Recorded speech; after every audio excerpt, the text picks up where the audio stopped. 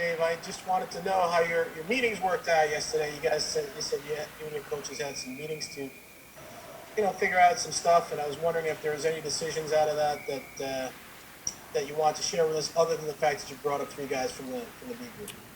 Yeah, no, we're just continuing evaluating. We just wanted to reassess where we're at.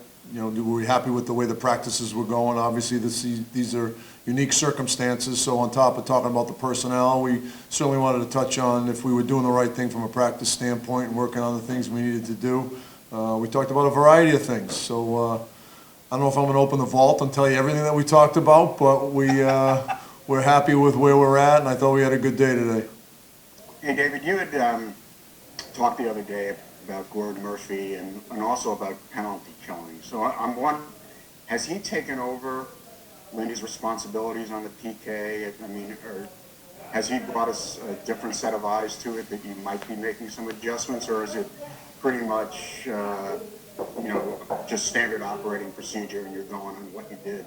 Yeah, I mean, Larry, we were fortunate because we were doing, basically the same thing in Hartford that we were doing here, so it was an easy transition for Gord to come up and assume the responsibilities that Lindy had. That being said, every coach has their own little tweaks to whatever they're doing. Even though the system might be the same, there could be a little bit of a different approach. And, Gord's fingerprints are going to be all over our penalty kill when we get into this series. So that being said, I would say 95% of the things that we're doing were what we were doing earlier in the season. Again, our penalty kill was very streaky. I thought when we were good, we were very good, and then there were stretches where everybody wanted to close their eyes anytime we had to get on the penalty kill. So, when there are coaching changes to anything, even though the system might be the same, within the coaching personality, there are going to be some tweaks. Just two things. One, do you have any reaction to the Lemieux suspension, or was it about what you were figuring? And two, would you like to toot the horn of your Hart Trophy finalist if that's what he turns out to be?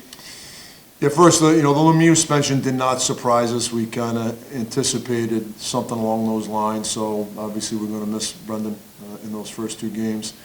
And listen, Artemi has had a special season, and it's not a surprise. Not only is he a Ted Lindsay finalist, he's going to be a Hart Trophy finalist. So I think everybody knows how we feel about him here. He's a guy that leads the league in plus-minus for forwards. He's third in the league in scoring. He's first in 5-on-5 play. He has injected us with an awful lot of passion and enthusiasm on top of what you see on the ice. And there's no more of a deserving player than him to be in that conversation. Yeah, hi Dave. I was just wondering. I see that Booch was back today at practice, and that's good for everybody, I suppose. He's back in his regular spot.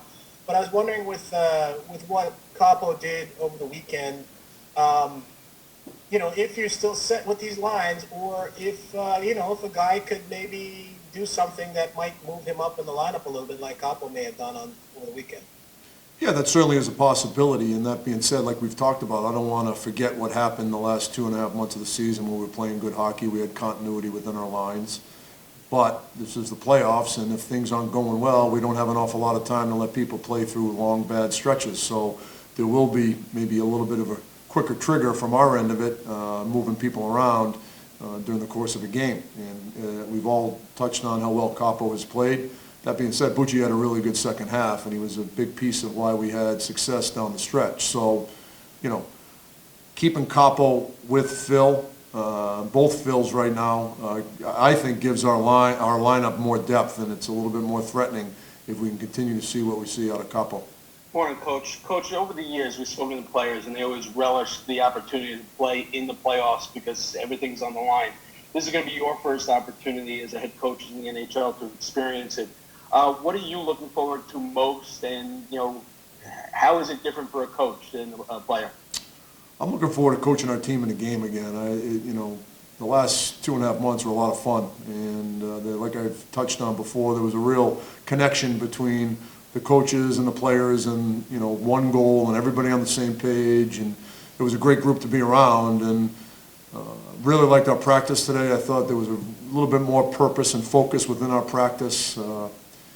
We're just looking forward to coaching a game again. I know it's going to be the playoffs, but I feel like we were coaching playoff hockey before this break because of the situation we were in. And it's going to be a lot of fun. Obviously, it's going to be different without fans, but, we all know what's at stake. Hey, Coach. Hey, Jess. So over the last week, you've gotten at least a little bit of a look at Keandre and Libor, and wanted to know what you've seen from them that you've liked, but specifically with Keandre, just how important is it for him to get this time skating with the group during an unusual summer where there's no development camp, no other real opportunity for him to get in here and skate with the Rangers? Yeah, it's a unique opportunity for him, and I just think it gives him a comfort level and a familiarity going into next season.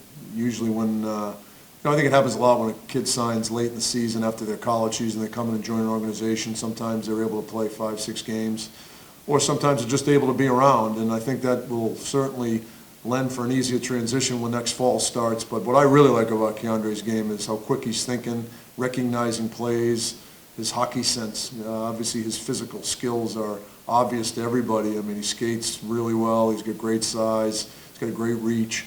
But I like the little small area plays he's been able to make and how quickly he's been able to move the puck. Hey, David, sorry if you talked about this already. I'm sitting in my driveway.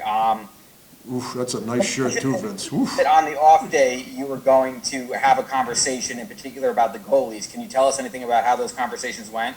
We had it. And anything you'd like to share? Like I said, I'm not going to open the vault. We had a nice conversation. There's clarity on where everything is right now, not that there wasn't before. Just to follow up on that last one, you said you had your conversations. Does that mean you had conversations with the 3 goalies as well?